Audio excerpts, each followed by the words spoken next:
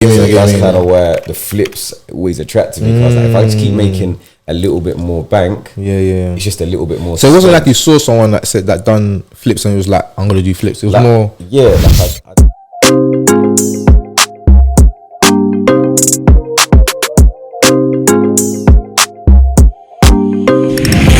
people, welcome to Probably the Strategist podcast. Come on. You got myself in the building, Goats. Got your boy Kenny. got your boy Akin. We got a special guest in the building. Got the guy in the building, boy. Introduce yourself, sir. Come on. I'm Kazy, property by Kazy. Come on. Cool voice. Above. Say nothing. Come on. Yeah, so obviously, how you lot been first of all, actually? Blessed, man. Honestly, man. Blessed. It's good to be in London. I missed out last week, man. Yam Festival looking crazy. Oh, yeah. It was London's just popping these days. It's different from it's Birms, just, isn't it's it? just a vibe. Fam. Yeah, Birms is obviously, it's cool. Shout out to my Birms people, but it's just not the same vibe as London, innit? So, yeah, man. Just here chilling. Yeah. Go out after. Sunglasses. Chilling today, man. Yeah. You know what I'm saying? I'm not wearing this because I'm cool. I got like it's prescribed. Story. It's prescribed. Story. It's prescribed. Bet it is. Story. But yeah, man. But yeah, man. How you look? Yeah, it's Good, obviously. flexed, man. Yeah, enjoying the weather. Yeah. Drake album come out the other day. Okay. What do you Came think? back from holiday as well. So, oh, didn't we? yeah. Went to Madeira. How was holiday? Yeah, it was nice. Nice. Yeah, Ronaldo's like a god there. Okay. Go to the airport, it looks Oh, like 'cause it's Portugal, got his innit? picture everywhere, like it's Yeah. crazy. It was nice. very man. nice. Yeah, we thought we'd get you on a pod. Well, excited to have you, man. Yeah, no, I've been meaning to get on it, man. Yeah, man. Some people are messaging us. Oh, you need to get Kazy on. You need to get Kazy on. Been meaning to So- come on, so made it Appreciate happen. it, man. Yeah, man. I actually caught you on I don't know if you're familiar with BPN, Black Property Network. Yeah. But I saw you do like a webinar there. That was the first time I came across you actually, and I was like, this guy's cool. The guy looks young, boy. Got a young face, and he's doing what he's doing. And you're talking about what you're doing. I was like, right, it's killing it, man. It's killing it. But we're gonna go through. Can start Kenny, but we're gonna go through a little, I guess, storyline kind of place, and go through the whole part. And yeah, man, we're gonna end up somewhere hopefully good. Yeah, so first of all, like we like to know a bit about you, like what's your background? Like, did you go to uni? Did you study anything? And like, how did you actually get into property? What made you think about property in the first place? So I started in uni. I was at Brunel for like a year, like straight from college. But I think like when it comes to uni, a lot of the time we do it like because we feel like we're supposed to. Rather than we're actually ready. And I think whether it's like work or uni or any vocation that you want to do, like timing is important, and it wasn't the right time for me, so I just ended up messing around. I dropped out. It was just You just didn't take it serious. yeah, like it just wasn't. I weren't in it. Like I weren't in it. But then, like a year later, I thought, no, do you know, I'm kind of ready for this. Like I want to go, so I went to a different uni. I studied economics. At the same time, I was doing that. I set up a business. So it was like shisha. Okay. So it was like, you know, they kind of say like in business, if you find something that you're passionate about, it's a lot easier. That was early You're days. passionate about shisha? Yeah, like that. Like, do you know what? You know, you just go somewhere. Like, this is a vibe. I went to Egypt like 2009, and I was just like, okay, yeah. Where you from, by the way? Like background? Nigerian and English. Oh, okay. Oh, I thought you had something else in there. You know, just Nigerian and English. Yeah. Yoruba or Igbo. Yoruba. Oh, okay, cool. Yeah. Cool. So you see the hustler, why it's there? Shop. yeah, but I was saying like 09 to be thinking of shisha, because shisha's blown off in the last 2 years. Yeah, but you know, so see then, like the money in shisha was well, the money in shisha is still different now, but it was like it was very new. So like competition wasn't a lot. There was the smoking ban had come into place recently, so you had smoke. Like, you know, when you talk about supply and demand, like smoking's an addiction. Smokers have to smoke, so all the nightclubs were making these like big outdoor smoking areas to cater for the smokers. So off the back of that, like, was kind of doing shisha and trying to find a space to operate within the market, and then realized like, you know, all these outdoor smoking areas, like they're just they're like shisha lounges without the shisha. So we kind of hit up the clubs and be like, look, we'd offer to do shisha in their venue. And initially it was kind of like, why kind of thing. Like, what are you gonna pay us? We're like, well, we're not gonna pay, but you could just put on your flyers XYZ that you got shisha here. It's just an extra attraction. It kind of worked. So we had very low overheads. Shisha at the time had like 1,000% markups on cost for making it. Like it was fun. You just tell the boys like, listen, come out to a club for free. The clubs are gonna give you free drinks. You're gonna have a vibes, and then so staffing costs were low. Like making good money. Calm. took that. How many into- clubs? So was it at one club or was you at different So clubs? we started at different clubs. Okay. The biggest one, well, we had the biggest club in the UK, which was Proud at the time. Okay, Proud, cool. O2. Oh, okay. Oh, shit. okay. Oh, yeah, I remember that. Yeah. Then there had a few others in the city, in Camden Way, and then from there went to start doing festivals. Wow. Okay. Cool. Like doing like pop-up events at festivals, Sick, and sick. we got like those overnight events. Like after the acts are done, there's Yeah, nothing yeah, for people to yeah, do. So yeah, we was yeah. just running 24 hours a day. Oh, boy. Crazy. Like, good money there. Ended up while I was at uni, took a license on a premise near my uni to open like a shisha slash Man, cocktail. you was on bar. it, boy. Yeah, it's just, yeah. you know, when you see something, you see potential, you see potential, you see money, you see that it works. Yeah. So that did that for like about 2 years whilst I was at uni. Okay. I always try to understand that though, because like that seems so natural to you. Like I see money, potential to make money, but did that come from somewhere? Like, did someone inspire you? Did you read a book, or was it just innate? Like, early? I think from a business perspective, you kind of if it makes sense, it just makes sense. Like you haven't kind of got, like I said, if it's a passion, like I like shisha. Yeah. Like, I like shisha. I like going out. But like, it's Kazy. It's always been like, Kazy's always on a business thing, or is it? Or is yeah, it? Or is like it from early, like so even from like paper round days. Oh, you was then kind of guy. No, but from paper round Oh, days, okay, no, okay. forget even just the paper round. From the paper round Yeah. days, I was like, okay, you're getting paid off the paper round. And I was like, but I'm already delivering stuff. So then I set up like a leafleting company. Oh, So I was okay. charging Doing other that as people well. to put Yikes. leaflets in. And this is thing like to school double times down. or what? Yeah, this was all like, do you know what I mean? Like 13. See, Man, no, it's something see, That's what I'm saying. yeah, It man. isn't natural. To you, It's like obviously, you're thinking it's just Yeah, is what it to you, is. you But think, to yeah. other people, they probably look at you thinking, Why would you thinking that? Yeah, Why yeah, would yeah. you thinking? But I I guess just think it's just, and that's kind of I think why I liked economics. Like I wasn't really like in terms of I didn't really like reading and writing, but Yeah, economics was yeah, like the concept of kind of opportunity cost and like, okay, if I'm gonna spend my time doing something, how am I gonna maximize and how am I gonna get the most Out of it. and which is where the kind of property transition came into play. Yeah, Because yeah. I felt like the time trade off of what I was doing in the bar was too much time and the money was too slow. Yeah.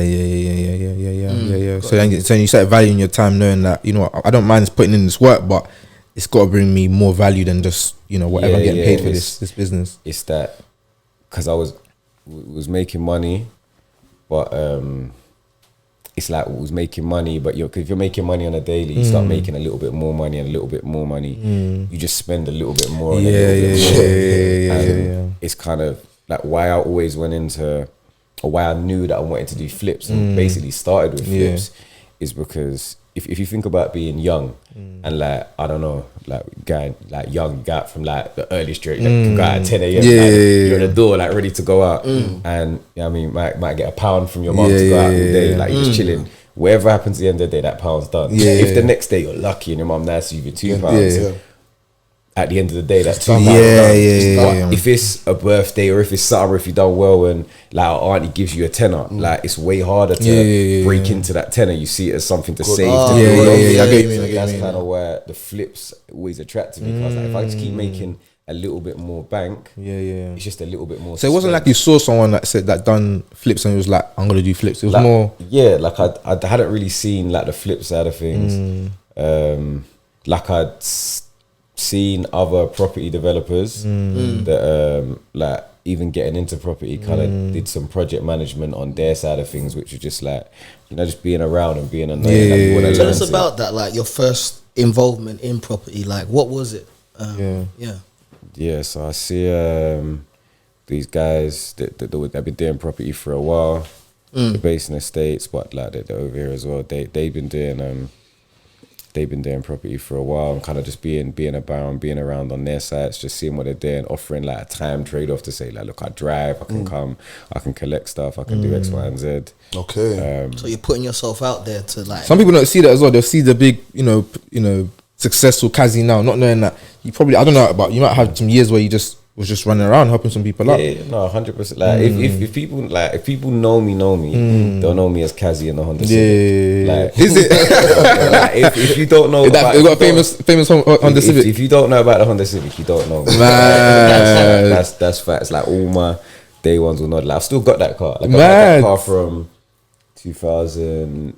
Sentimental reasons or what? Like, bro, like that car has made me more money than anything I could put a finger. Like there was, like I'm talking like sand and cement, like suspension gone. It was like at the time it was like okay, I could have gone and got like a 1 Series. I could have gone and got this one, but literally the whole kitchens, like I'm talking fridge, freezer, everything in that. Like at the beginning when we were doing the little project, like everything that was the van. Man, that's the van. That was everything.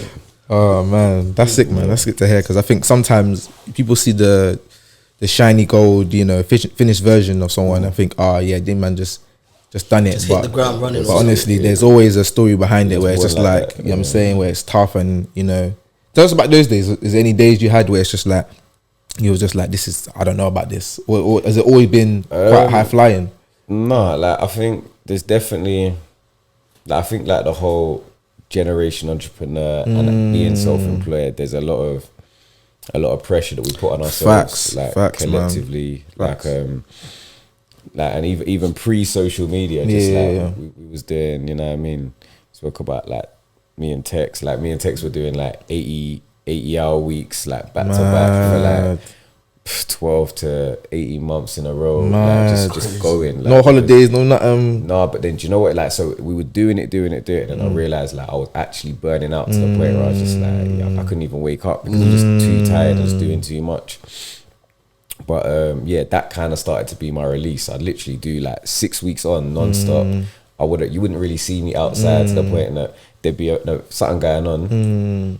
And I wouldn't even get the invite because I turned down the invite so many times. I wouldn't even get it. So I just started like, you know, every 6 weeks, like me, Els, Alex, Drew, like we would just go somewhere, whether it would be like Barcelona for 2 days, whether it be here, like Dubai or something. We'd be like just get out and kind of like just separate yourself from the work. So do you feel like in your journey of like being an entrepreneur and property, it's sometimes hard to relate to, like people to relate to that lifestyle? Because sometimes I'm not gonna lie, like it feels like I'm in my 20s and I find it hard to balance the, you know what I'm trying to say, work hard and the play hard. Like did you how was that side like? I think there is like there's a lot of pressure to do everything now. Like, there's a lot of pressure to like, particularly in the black community, like I don't know, like when if you look at the difference between like a 22, 23-year-old like white boy social media versus a black boy. It's like the white boys are they're just chilling, like they're in their football, H&M shorts, fun with the lads with an ice cream. Like, everyone if you're not in Balenciaga, it's a lot of pressure. So but I kind of think, do you think that's a London thing, you man? No, but that's, do you know? Well, that's a black thing, because it's the same in America. It's the same when you see the French boys. It's the same. Culturally, it's times have just changed, boy. Because I can remember Vans back in uni moaning, what Vans are like £40 now, and I was angry. And now it's like, what? If you don't have Balenciaga or something, they're thinking something's wrong. I know. And I feel for the younger people that want to get into this stuff as well, I feel like you definitely got to. You can't let that pressure get to you, man. Because I feel like you know you got to be. I think for me it's been good because I got the man them. And you know, when it's tough days, literally just call them and just say, it's not that deep, bro. Like, stay in your own lane. How many times you told me to stay in your own lane, focus, don't worry about it. You'll get there when you get there. You just gotta think about what you actually want. Like, because if you want Balenciaga, it's very attainable. Yeah. But do you know what I mean? If you want to own buildings, you've got to delay that short term gratification for the long term goals. 100%. So, obviously, let's go back to you traveling up, you know, making yourself available, you know, putting yourself out there to learn for free. I'm guessing, like, so how was that journey, and then where did you progress from there to get into property? What do you mean to learn, sir? So you know, you were saying how like you're putting yourself. Okay, yeah. So like my first deal that I did was, I think, 2012, something like that. Okay, cool. So that was a flip. So you went straight into the flips, not even a rent to rent? No, I didn't. I went revert. Well, I had some rent to rent. Okay. But I had rent to rent from that at the same time I set up the shisha business as well. Okay. I got my first, but I didn't. It wasn't called rent to rent. It didn't have a net. Like, it was just like, like you're renting that out. Somebody's rent wasn't getting paid, and I looked at it and said, I can do this. So that same, funny enough, like that same rent to rent I've had for like one of them I've had for like 12 years. Okay. And it like, do you know what I mean? It makes like £1,000 a month. Wow. Okay. And, but it's just runs itself, whatever. But so I had a few rent to rents and they work well for cash flow. But again, I wasn't looking at cash flow. I knew that like long term, I wanted to build bank. So looked at what I could do, and kind of I think that the economics background really helped in terms of just being able to analyze the numbers and being like, okay, like I've got this much, what can I do with it? What are my costs? What are my opportunity costs? Like what will I miss out on if I do this do rather than that? Ended up like going to auction. It was an auction purchase, like in an area that I knew, like literally like 5 minutes from my house. Was this all by yourself at this point, or just doing anything on yourself? This was by myself. So you raised a piece yourself, JV, no JV partners? No, this was early on, was the shisha. Okay. So that's, that was the first one. And that was like the proof of concept. Okay, like, cool. you know, if you, because obviously you can have all these ideas, and it's the same with whatever like sphere you want to get to in property, whether it's rent to rent, whether it's deal sourcing, whether it's like flips, BRR, like you can have all these ideas and you can read all the books and you can go on YouTube, you can hear about these but it's when you actually do it yourself and you're like, oh, okay, like it's possible we made some money, it works. So I feel like that's the best way to learn sometimes, like just to actually do it and sometimes learn as you're going along. Yeah, you can read a bit of theory just to give you that, you know, background, but when you're actually doing it, it's a whole different ballgame. I think this is a step process, like you know that the saying, like you don't know what you don't know. So to start with, like immerse yourself in whatever it is that you want to do. So if you want to do rent to rent, like read the books, watch the YouTube XYZ, and then when you realize what you don't know, then maybe that's the point to either go on a course or get a mentor or do something like that, because you've got specific questions to ask. Exactly, the value for money you're going to get out of your time. That's it, man. And that's when a lot of people come to me day one and say, oh, like I want to get into property, where do I go? I'm like, bro, I don't know. Because a good answer is like the answer's only going to be as good as the question you ask me. So kind of if you've done that stage one, then your questions are a lot better.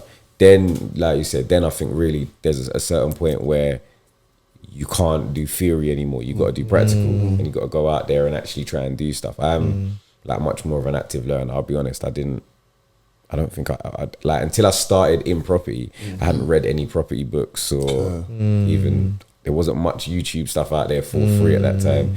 It was a lot of paid content. I hadn't really done that much. So what the first deal was, what, the auction property? Yeah. So how first, did you even find that? First deal was an auction property. Just kind of because it was an area that I knew, I was already kind of just looking at property prices, trying to understand. Doing, I guess, what you'd call like a dry run. So like you're just being like, okay, if I bought this house, like what would it sell for? Going through the auction, seeing what stuff sold for, seeing how much, you know, I think, you know, the build cost would be or the refurb would be. I just found it. I think that was at Auction House London. You know, they say there's a lot of like kind of like there's some dodgy stock in auction. Like this was sold by a housing association. So generally speaking, like when you look at like these institutional sellers that just have a way of selling things, they're a lot like there can still be issues, but there's a lot less likely to be issues. Like the leases are a lot more straightforward. There's an active freeholder. There's a process. They're not selling it because there's something inherently wrong with the property. It's just that they're disposing of stock because maybe it's not. Do you know what I mean? That's a good tip, guys. That's a good tip. We found out one where the property was bought, but then it didn't have something to do with land registry or something like that. It wasn't registered. So now, I think from a technology perspective or just from an efficiencies, the processes are a lot behind how creative a lot of property developers can be when it comes to deal sourcing or like packaging deals. So like there's a lot of issues that you'll find, like particularly auctions with like maybe title registration hasn't been done properly or hasn't been done yet, and then that means that the deal you wanted to do it works in principle, but in practice the technology doesn't work as fast as the developers are able or the investors are able to kind of put together these creative finances. So I think that definitely for someone that's in like prop tech or someone that's kind of in processes is an opportunity where you know kind of like prop tech is such a big. I mean, I always tell these man about prop tech and because I'm a bit on the technology side, but I've obviously come into property. There's so much opportunity, I think, in that space as well. I want to talk to you about after, but we'll go into the prop tech is it's like if you've got that you know what I mean, that's your thing. There's an abundance of money to be made. I want to talk to you about some other stuff about that, but In terms of the first deal, like, can you go into? Do you remember any numbers or?